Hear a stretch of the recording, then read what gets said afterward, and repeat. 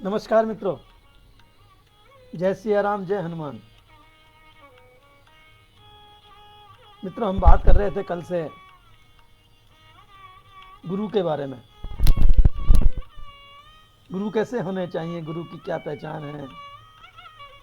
कल हमने यही चर्चा की थी, इसी पर वार्ता हो रही थी। आज वार्ता का विषय है कि गुरु तो होना ही चाहिए, गुरु बिना ज्ञान नहीं होता।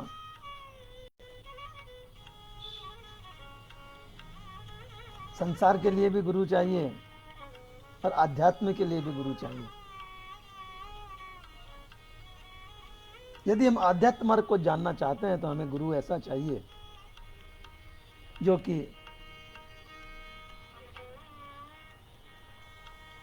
उसने स्वयं ने आध्यात्म का साक्षात्कार किया हो, आत्मा का साक्षात्कार किया हो। क्योंकि जिसने स्वयं ने ही साक्षात्कार नहीं किया हो, जिसने स्वयं ने ही वो मंजिल नहीं देखी हो, वो हमें क्या दिखाएगा। मित्रों, आजकल बहुत गुरु घूमते हैं, बहुत गुरु हैं, लेकिन सच्चा गुरु वो है इसे देखते ही हमारे मन में ठंडक हो जाए, इसे देखते ही हमें ताजगी आ जाए।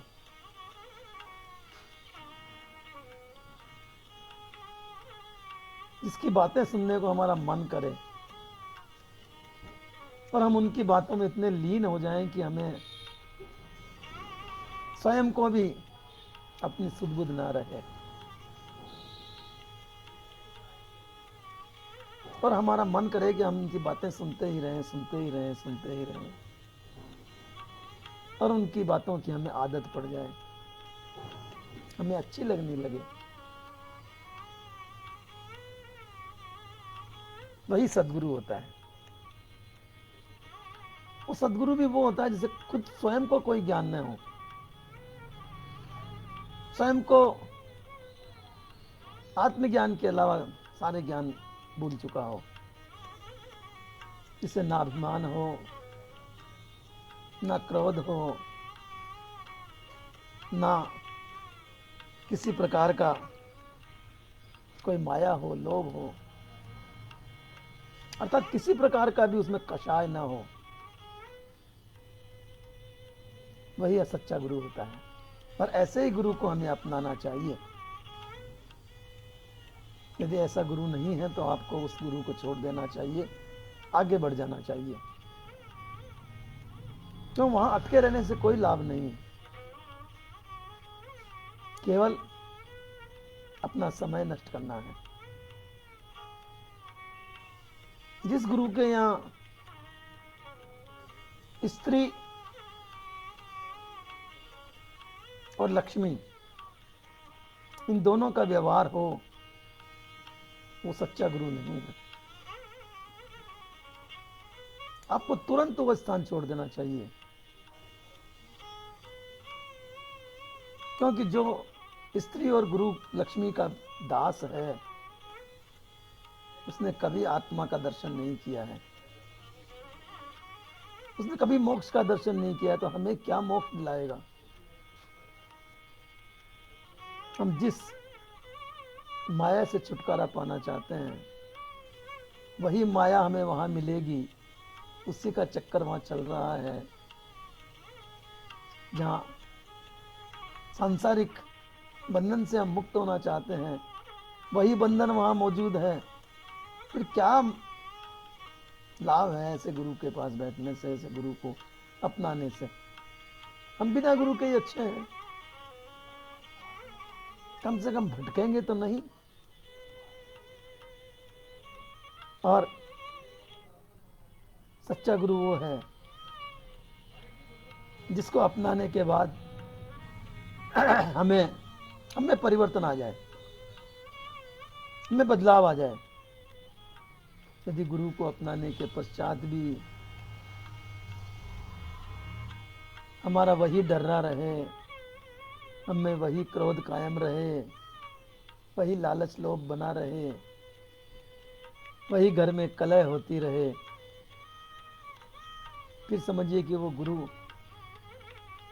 सच्चा गुरु नहीं है। सच्चा गुरु होता है सत्य, सत्य गुरु। सत्य का मतलब होता है आत्मज्ञानी, जिसने आत्मा को ज्ञान कर लिया, आत्मा को देख लिया है, आत्मा से जिसका साक्षात्कार हो गया है, वही सदगुरु है। और ऐसा गुरु मिल जाए तो समझ लीजिए कि हमारा अंतिम गुरु है। अब हमें भटकने की आवश्यकता नहीं है। मित्रों, कई लोग क्या करते हैं कि गुरु परदेश में है और हम यहां उनकी तस्वीर लगा करके, उनके कभी साक्षात दर्शन भी नहीं किए, देखा देखी गुरु बना लिया, उनकी तस्वीर लगा ली और गुरु बन गए, हम शिष्य बन गए। अरे भाइयों,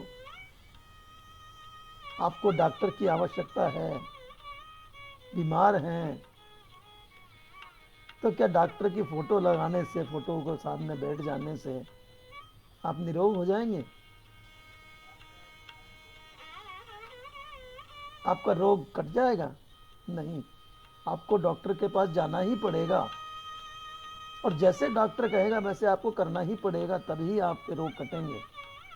इसी प्रकार से मित्रों, जब तक गुरु से साक्षात्कार नहीं हो, गुरु आपके सामने नहीं हो, केवल तस्वीर से काम चलने वाला नहीं है। क्यों? तस्वीर आपको आपकी गलतियां नहीं बताएगी, वो फोटो आपको डांटेगी नहीं। तस्वीर आपको कैसे त्रुटिहीन करेगी, कैसे आपके विकारों को निकालेगी। आप गुरु बनाए तो ऐसे गुरु को बनाइए जिनसे आपका साक्षात्कार होता रहे, जिनसे आपकी बात होती रहे, जिनके पास बैठने से आपको शांति मिले। ऐसे गुरु बनाइए, ऐसा गुरु होना चाहिए। और आप गुरु के पास बैठेंगे, गुरु आपके सामने होंगे, तभी तो आपको आपकी गलतियों का पालन होगा। और जिस दिन आपको अपनी गलतियों का ज्ञान होने लग जाएगा, उसके पश्चात हमें गुरु की भी आवश्यकता नहीं रहती है। तब चाहे गुरु हमारा साथ छोड़ दे,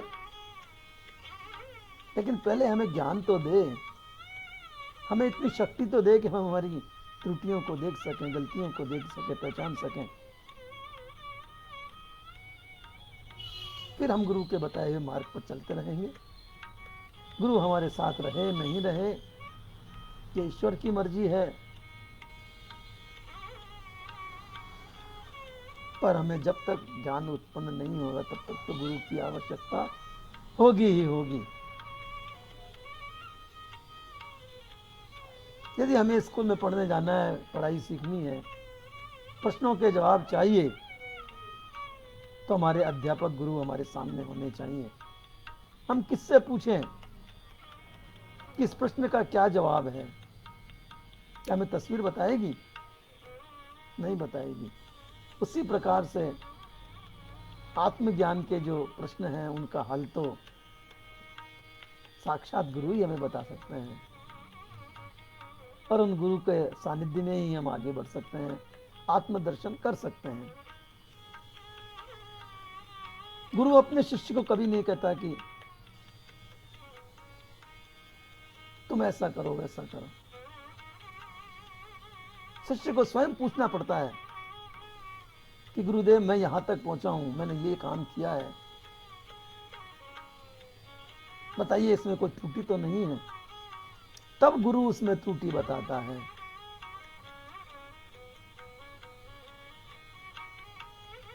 तो ऐसा ही होना चाहिए। और गुरु वो हो जो आपको और कुछ न कह करके सिर्फ यही कहे कि तू घबरा मत, मैं हूं ना।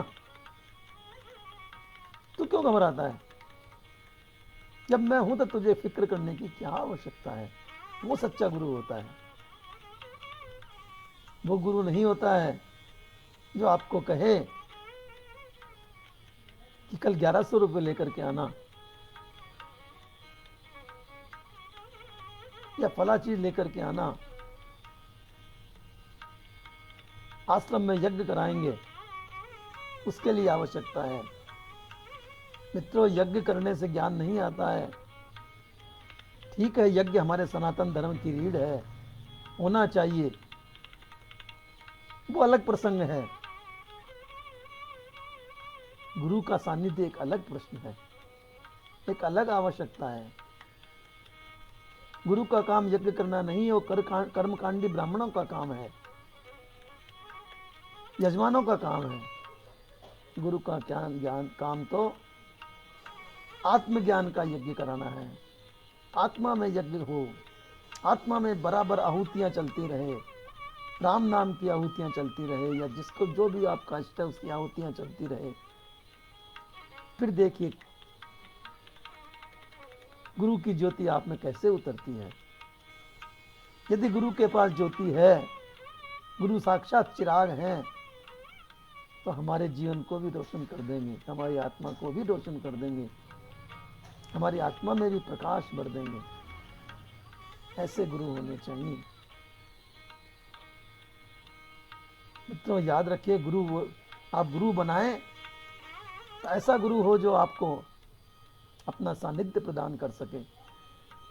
तस्वीर लगाने से, फोटो लगाने से, चित्र लगाने से कभी आपका भला नहीं हो सकता, कभी जो है आपको मोक्ष प्राप्त नहीं हो सकती है। मोक्ष प्राप्त करने के लिए आपको गुरु की शरण में जाना पड़ेगा, गुरु से रास्ता पूछना पड़ेगा, गुरु रास्ता बताएंगे, तभी आपको आत्मदर्शन होगा, तभी आपकी मोक्ष होगी, वरना तो भटकने के सिवा कोई दूसरा रास्ता नहीं है। व्यावहारिक गुरु जो होते हैं वे हमें सांसारिक ज्ञान सिखाते हैं, क्या करना चाहिए, क्या नहीं करना चाहिए। ऐसे शुभ अशुभ बातें हमें सांसारिक गुरु बताते हैं। और जो धार्मिक गुरु हैं, आध्यात्मिक गुरु हैं, वे रियल गुरु होते हैं, निरपेक्ष गुरु होते हैं। वे हमें आध्यात्म का रास्ता बताएंगे। और जो व्यवहार का गुरु है, जो व्यवहार के गुरु हैं, वे रिलेटिव गुरु कहलाते हैं, जिन्हें हम सापेक्ष गुरु भी कह सकते हैं। हमारी गलतियां दिखाने के लिए हमें गुरु की आवश्यकता होगी ही होगी, वरना हम गलतियां करे जाएंगे। तस्वीर के सामने बैठे रहिए, मन मर्जी करते रहिए, स्वच्छंद घूमिए, स्वच्छंद रहिए। जहां स्वच्छंदता है वहां ज्ञान नहीं आ सकता, जहां अनुशासन नहीं है वहां ज्ञान नहीं आ सकता। अनुशासन में रहकर ही ज्ञान आएगा। आत्मा के दर्शन तभी होंगे जब आप अनुशासन में रहेंगे, गुरु के बताए रास्ते में चलेंगे, और गुरु आपकी गलतियां आपको बताता रहे, गलतियां आपके बाहर निकलती रहे, आप गलतियों से दूर होते चले जाएं। ऐसे गुरु सदगुरु कहलाते हैं, सदगुरु होते हैं। मित्रों, फिर भी किसी गुरु की आवश्यकता हमें होती ही होती है, हम कितने भी समझदार हो जाएं। जब तक गुरु हमें परम स्थान तक न पहुंचा दे, तब तक हमें गुरु की आवश्यकता होगी ही होगी। और जब आत्मा का अमूर्त दर्शन हो जाता है, फिर गुरु की आवश्यकता नहीं रहती है। फिर तो आत्मा और हम और आत्मा एक दूसरे में लीन हो जाते हैं, मस्त हो जाते हैं, निर्लोभी हो जाते हैं, माया के चक्कर से निकल जाते हैं। गृहस्थ में रहकर भी गृहस्थ में लीन नहीं रहते हैं। केवल हम और हमारी आत्मा और हम उसी में लीन रहें। 2 वक्त की रोटी है, खाना है, प्रभु देंगे। जिन्होंने जीवन दिया है वे भोजन भी देंगे।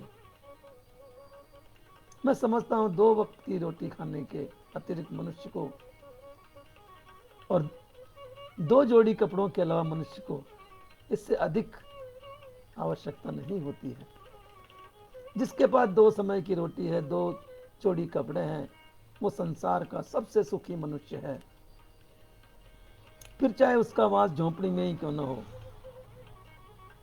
फिर चाहे उसके पास आने जाने के लिए वाहन न हो, पैदल ही भ्रमण करता हो, लेकिन सबसे सुखी व्यक्ति वही है। दूसरी तरफ यदि बड़े बड़े महल हैं, धन का भंडार भरा पड़ा है, पूरा परिवार उसके लिए है, बड़ा परिवार है, सब उसके आगे पीछे दिखते हैं घूमते हुए, लेकिन मन में शांति जिसके नहीं हो,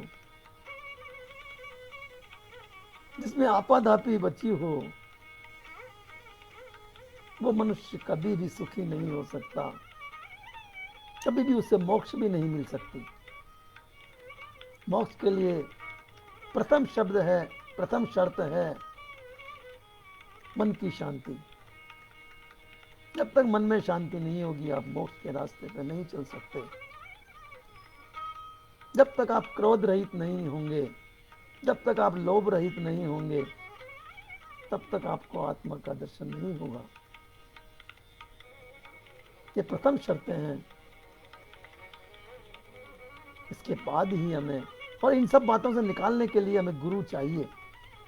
गुरु ही हमें इन सब बातों से, इन कषायों से निकालते हैं, इन दुर्व्यसनों से निकालते हैं। इसलिए गुरु की आवश्यकता परम आवश्यक है।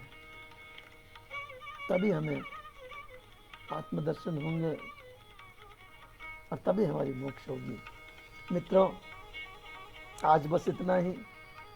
कल फिर इसी समय इसी पटल पर इसी वार्ता को आगे बढ़ाएंगे। तब तक के लिए विदा। शुभ रात्रि। जय सिया राम, जय हनुमान, जय भारत, जय हिंदुस्तान।